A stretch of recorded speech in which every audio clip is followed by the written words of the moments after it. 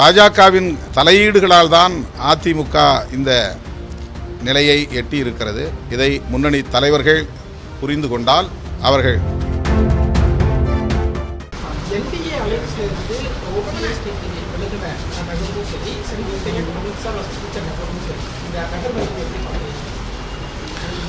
அதிமுக சுதந்திரமாக செயல்படவில்லை, அவருடைய தலைவர்களும் சுதந்திரமாக இயங்க முடியவில்லை என்பதைத்தான் அறிய முடிகிறது.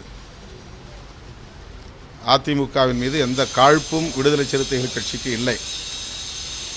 அரசியல் உள்நோக்கத்தோடும் இந்த கருத்தை நான் சொல்லவில்லை. அதிமுகவிலே ஒரு குழப்பம் நிலவுகிறது என்றால் அதற்கு முழுக்க முழுக்க பாரதிய ஜனதா கட்சி தான் காரணம் என்பதை நாட்டு மக்கள் நன்கு அறிவார்கள்.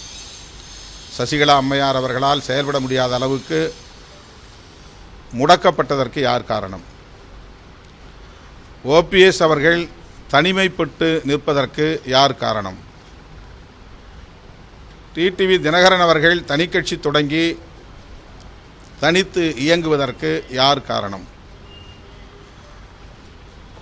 செங்கோட்டையன் அவர்களை அதிமுக தலைமைக்கு எதிராக பேசும் அளவுக்கு உருவாக்கியது யார்?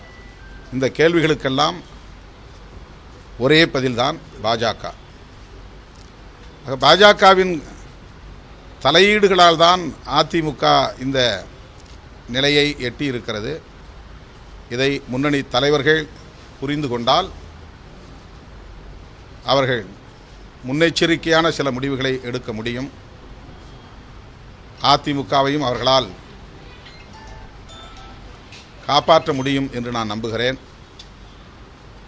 பாரதிய ஜனதாவின் கலாச்சாரமே தன்னோடு இணைந்து இயங்குகிற கூட்டணி கட்சிகளை கபலீகரம் செய்வதுதான். இதுவும் நாடு அறிந்த ஒரு உண்மை. இது நல்லெண்ணத்தின் அடிப்படையில் நான் சொல்லுகிற ஒரு கருத்து. வேறு எந்த உள்நோக்கமும் கிடையாது. தமிழ்நாட்டு அரசியலில் ஒரு திராவிட இயக்கத்தை பலவீனப்படுத்திவிட்டால் அவர்கள் எதிர்பார்க்கிற அளவுக்கு பாரதிய ஜனதாவை இங்கே வளர்த்துவிட முடியும் என்று நம்புகிறார்கள்.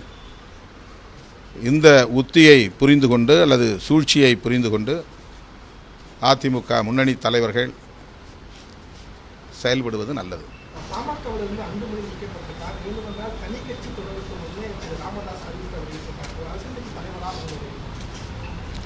அதில் நான் கருத்து சொல்ல விரும்பவில்லை. விடுதலை சிறுத்தைகள் கட்சிக்கு அவசரம் ஏதும் இல்லை. நாங்கள் கட்சியின் கட்டமைப்பை மறுசீரமைப்பதிலே கவனம் செலுத்தி வருகிறோம். அதற்கான ஏற்பாடுகளை செய்து வருகிறோம்.